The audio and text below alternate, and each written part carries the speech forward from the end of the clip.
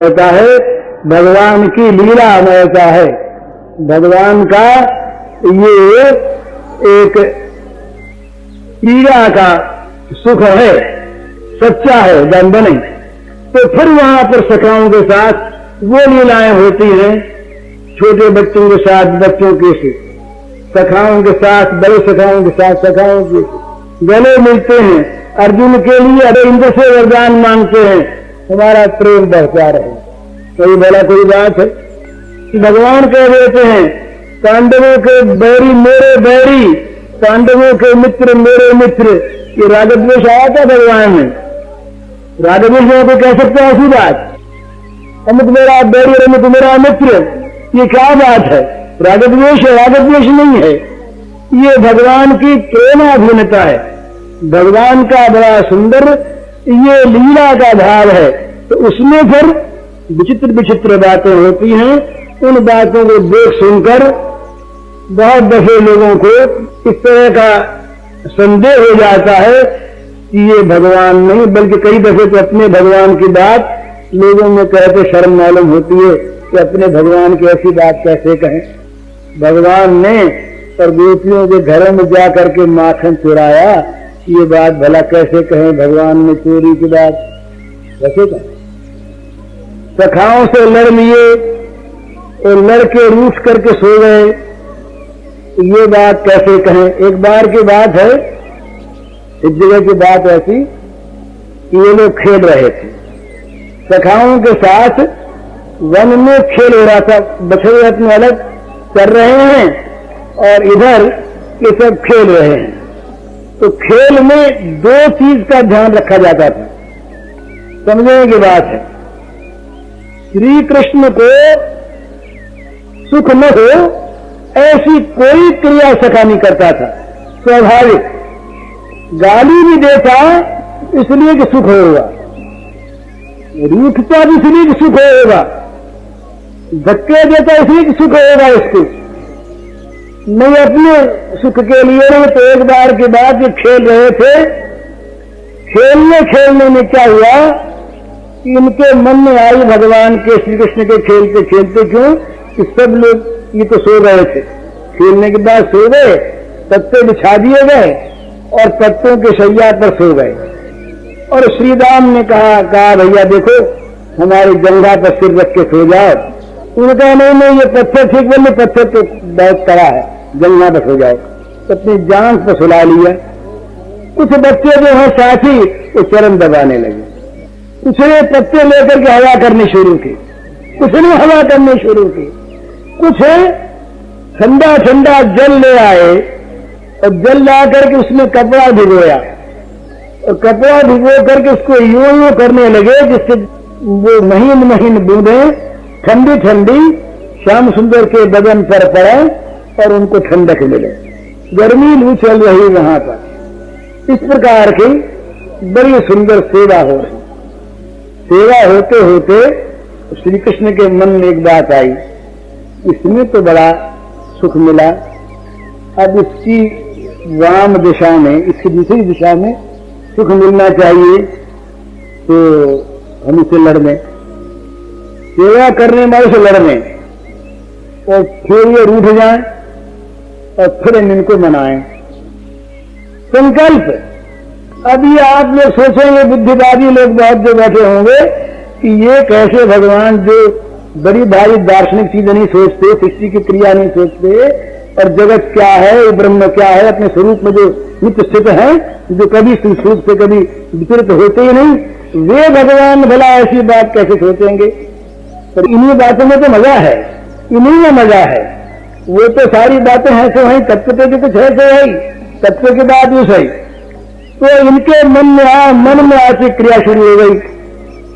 अब भला उल्टी चीज में सेवा करने वालों का उपकार मानना तो दूर रहा, सेवा करने वालों को धन्यवाद देना दूर रहा। कोई कहेंगे ये भगवान ने कुछ सीखने लगे बात की, आदर्श नहीं है। तो यहाँ जो आदर्श की बात नहीं है, ये लोक संग्रही भगवान जो है वो कुछ अलग है। यहाँ तो खेलने वाले भगवान। तो उन्होंने क्या किया महाराज कि वो जिसने श्रीराम ने जंगा दे रखी थी अपनी, उससे पहले तो लड़े, तेरी जान ऊंची है और मेरा सिर दुख पाता है, तो क्या हम कैसे दुख पाता नहीं, हट यहां से जल्दी। उसने कहा भैया देख मेरी बड़ी नरम नरम जान है और ऊंची नहीं है, मुझसे नीचा करने बोले ना तेरे मुझको तकलीफ दी, भाग यहां से। उसको भगाया, अब जो पंखा डल रहा था बेचारा, उससे कहा कि तेरे पत्ते आगे मेरे अड़ते हैं, वो हवा करता है कि मेरे पत्ते मेरे शरीर के आकर के अड़ते हैं, तकलीफ देता है तू मुझको, भाग यहां से। उसको भगाया। जो पैर दबा रहे थे उनसे कहा कि तुम्हारे हाथ मेरे कड़े हाथ हैं, मेरे कोमल सुनारुन में तुम इनको दबाते हो, जोर से मेरे दर्द होता है, दर्द करती है नहीं यहां से। और पानी डालने वाले से कहा कि क्या मेरे शरीर को तुम, मैं आराम से सो रहा हूं, तुम इसको भिगोना चाहते हो। उसे लड़े कि चारों रूठ गए, रूठ गए काम तुमसे बोले बनी आज से तुम्हारी हमारी टूटी। बस वो जा करके अलग बैठ गए, कोई बोलने वाला नहीं। उन्होंने सबको बुला लिया कि देखो आज से श्री कृष्ण का सबको बॉयकॉट कर दो, सब बहिष्कार कर दो, अपना एक दल, और ये तो उनकी सेवा करने पर नहीं करता है। तो रूठ गए तो फिर ये तो रहा गया ऐसे, अब रहा न जाए तो मनाए कैसे। तो पहले तो गए सामने साथ गए, भैया हमसे भूल हो गई, देखो हम उस समय गया ऐसे ही थे और गर्मी बहुत लग रही थी, हम भूल हो गई, तो तुम मान जाओ, देखो तुम आओ, देखो सबको मनाया, कोई न माने, सब एकदम रूठ गए। आज इसको ठीक करना चुका है। उनके मन में तो ये लगी हुई थी इसको तकलीफ न हो, दोनों के मन में एक ही चीज है, तो सुखे तुम, यही बात। पर वो रूठ गए, मानते नहीं। उन्होंने बहुत मनाया, पैर दबाए, हाथ दबाए, बहुत कहा नहीं भैया आइंदे नहीं करूंगा, नहीं माने साहब, नहीं माने। तब उनको दूसरी बात सोची, आ करके इधर जब देर बैठे फिर लगे रोने जोर से, अरे बिच्छू काट गया। अब तो सब दौड़े, अरे कन्हैया को बिच्छू काट गया, अब तो किसी के भी मन में धैर्य रहा नहीं, सारे सखा दौड़े। अरे हम जो बड़े दुरात्मा, बड़े पापी है, उनको मनाने आज हम उसमें अगर मान लेते तो ये क्यों उठता, अगर ये क्यों बिच्छू काटता, हमारी नारायण की है, हे विष्णु भगवान, हे नारायण, हमारे इस कन्हैया को जल्दी आराम को। कन्हैया ने कहा कि ऐसे नहीं, तुम लोग सब आओ और आकर के मेरे पैरों में हाथ गिराओ और मेरे ऊपर जल छिड़को और मुझे हवा दो, और श्री राम आकर के मुझको फिर अपने जन्ना पर सड़ा दो तो आराम होगा। वो दृश्य फिर आ गया, क्यों कहते हो, आराम तो हो नहीं था। अब बताइए इस लीला में कोई दार्शनिक तत्व देख है, वो कहेगा ये फालतू समय खोया ना। दार्शनिक तत्व देखने वाला तत्व देवता जो है वो कहेगा व्यर्थ का समय खोया, ये बात क्या बात कही, इसमें कुछ लाभ हुआ।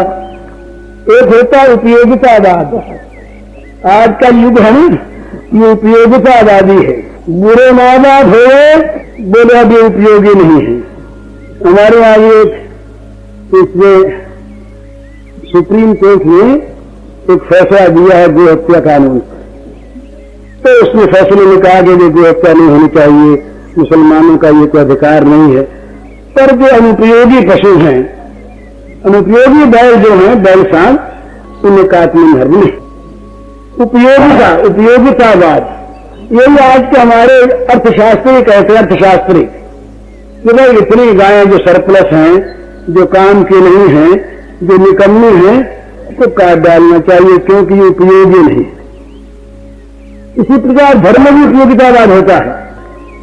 भाई कौन सा आदर्श है, देखो इससे लोकोपकार होगा, देखो कौन सी चीज चलने योग्य है, देखो ये उपयोगितावाद।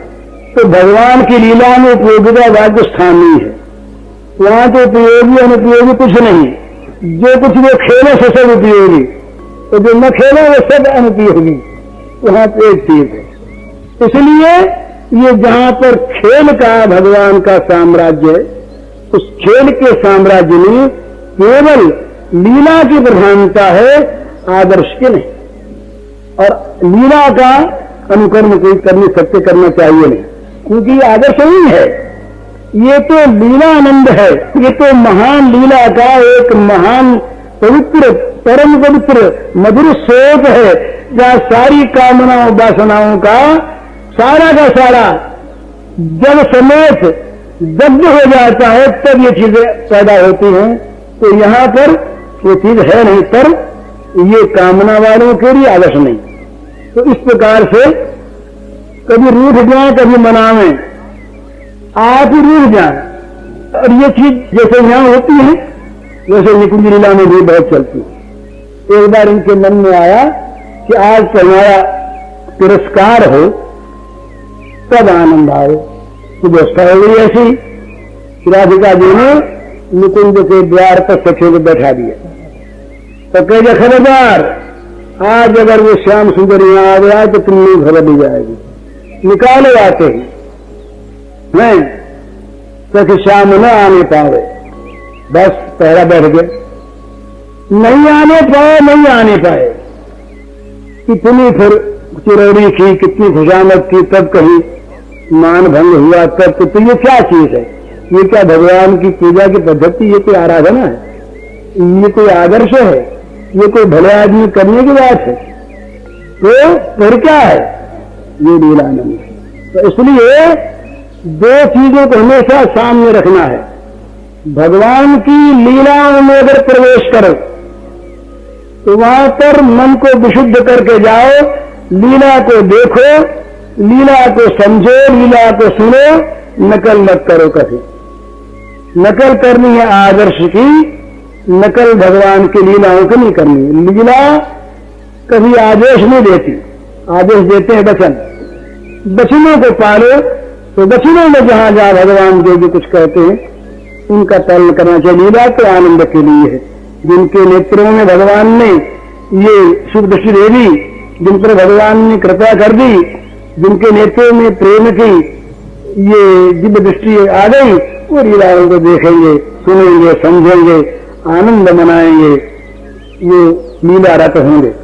हर एक की चीज नहीं, लेकिन जहां आदर्श है वहां पर सारी चीजों को मानना है, और आदर्श मानने की अधिक आवश्यकता है। इसलिए ये हमको श्री कृष्ण को देखते हैं, भागवत में कई रंगों में देखते हैं। भागवत बहुत रंग। एक श्री कृष्ण है महाराज जो सवेरे 4 बजे उठते हैं, 3 बजे उठ करके उठती ब्रह्म का ध्यान करते हैं, ध्यान करते हैं भगवान, और ध्यान करके फिर स्नान करके संध्या करते हैं, अग्निहोत्र करते हैं, तर्पण करते हैं, फिर पिता माताओं को प्रणाम करते हैं, गोदान करते हैं, रोज दान करते हैं। इस प्रकार करके फिर वो सब प्रकार से अपने नित्य कर्मों से निवृत्त होकर फिर राज्यसभा में जाकर घर के काम में लगते हैं। इस प्रकार का आदर्श भगवान का। एक भगवान वो है जो भगवान अर्जुन का रथ आंकते हैं।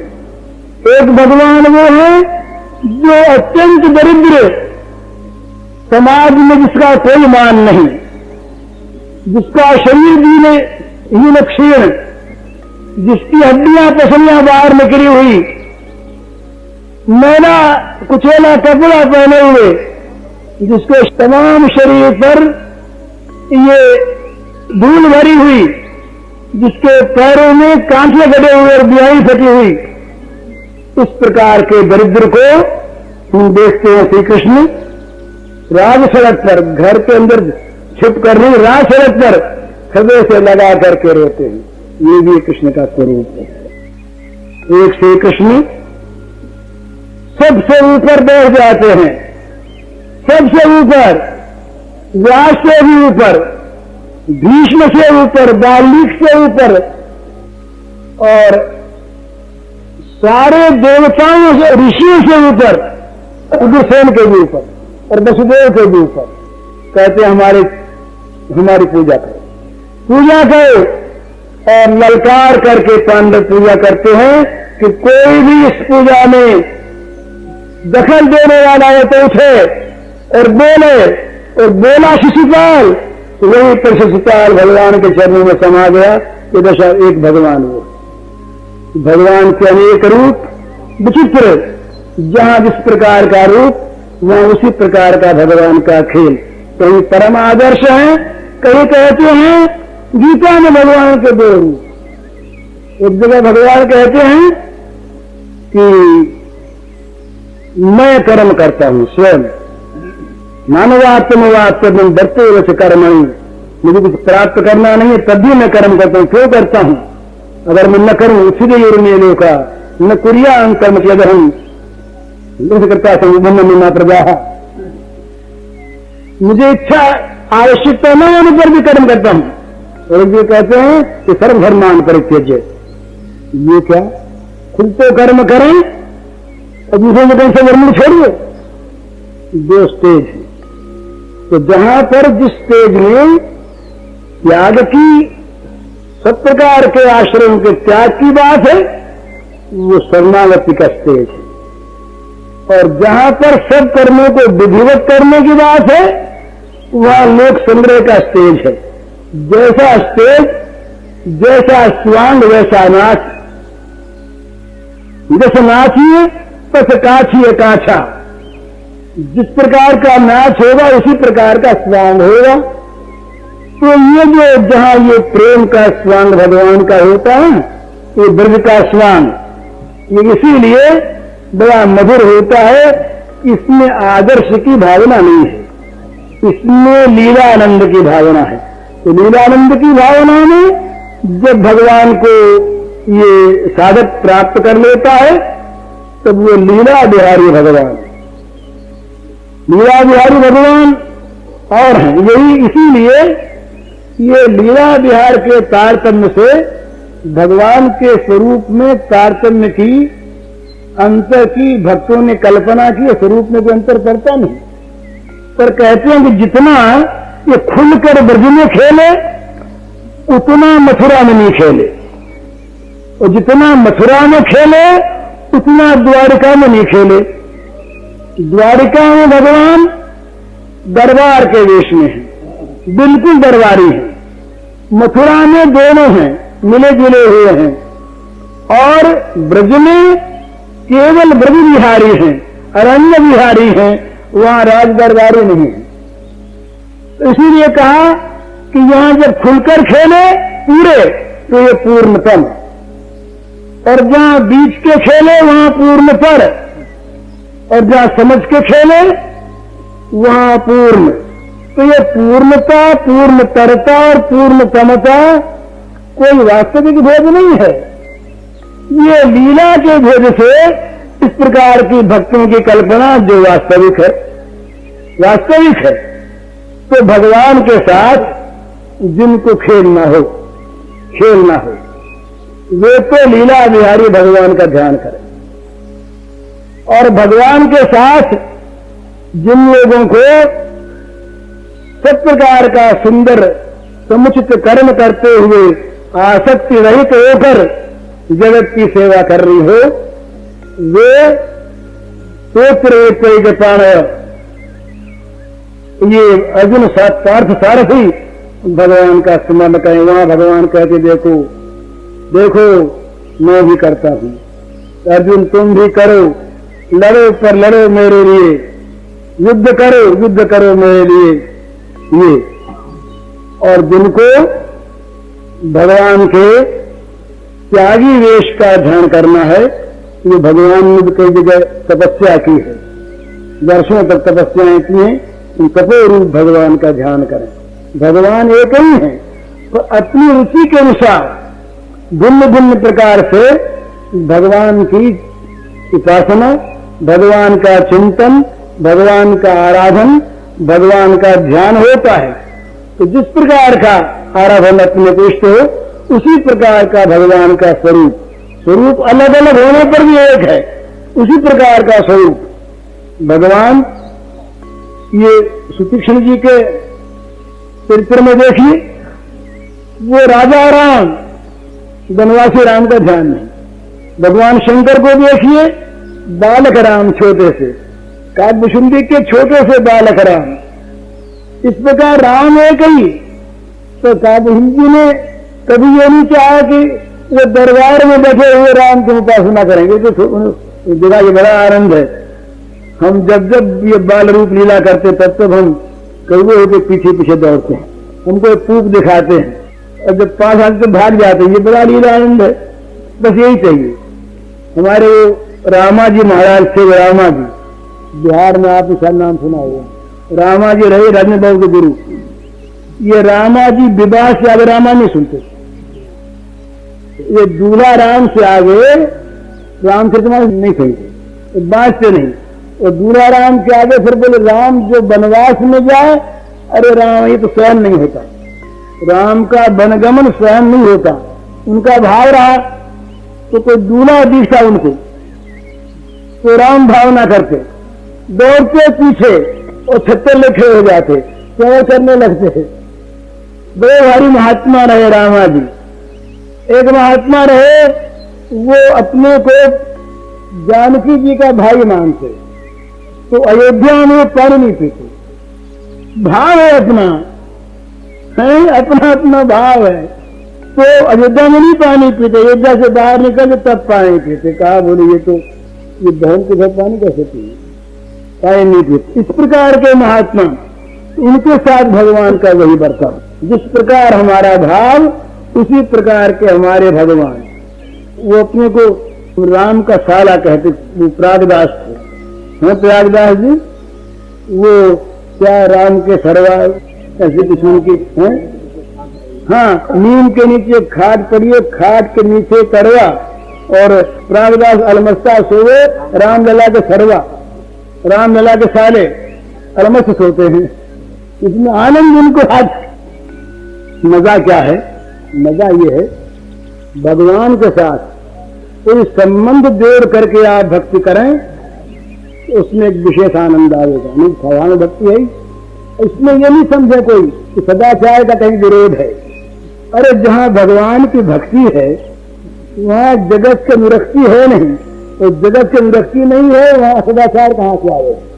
ये सदाचार, भ्रष्टाचार, अनाचार, व्यभिचार, ये सब वही आते हैं जहाँ हृदय में भगवान नहीं।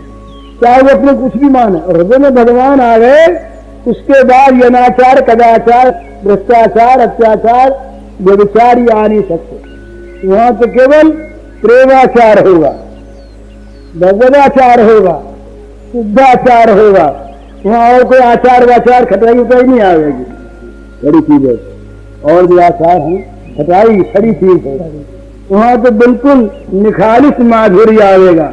निखालिस माधुर्य का अर्थ है काम क्रोधादि जहर से रहित जो परम पवित्र प्रेम है, वो है निखालिस माधुर्य। जिस प्रेम में, जिस भक्ति में, जिस ज्ञान में, जिस कर्म में भगवान नहीं है और जिनमें काम का मिश्रण है, वो कभी मधुर नहीं। ये मधुरता की, माधुर्य की ये परिभाषा याद रखें।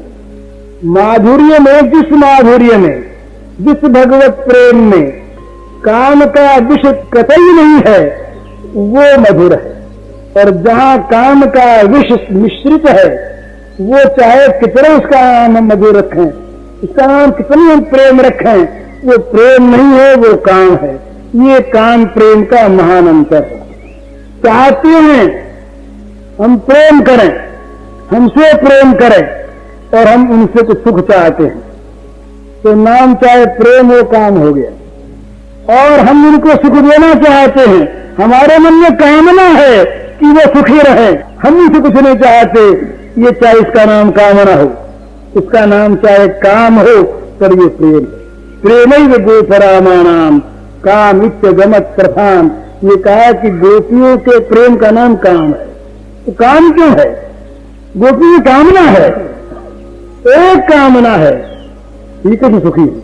बस गोपियों का हृदय काममय है, उनका जीवन काममय है, काम शून्य नहीं।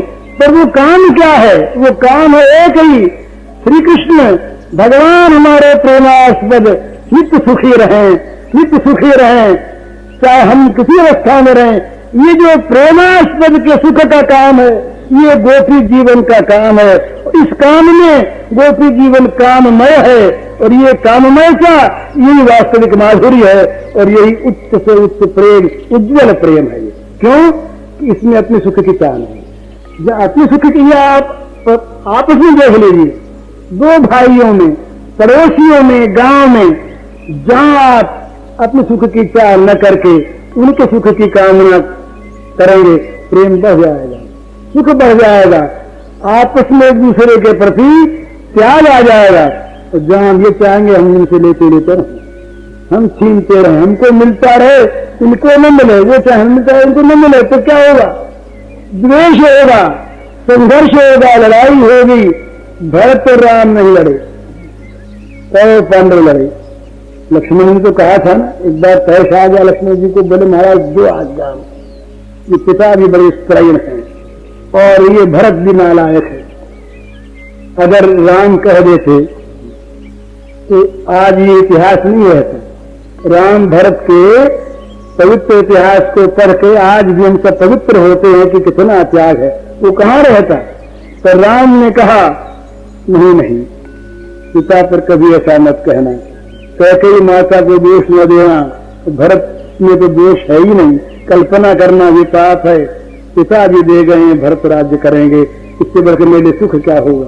और भरत कहते हैं कि मैं इतना पापी कि मुझको राज्य देने का कहीं नाम ले लोगे तो पृथ्वी रसातल में चली जाएगी, मैं नराधम, मैं राज्य का अधिकारी।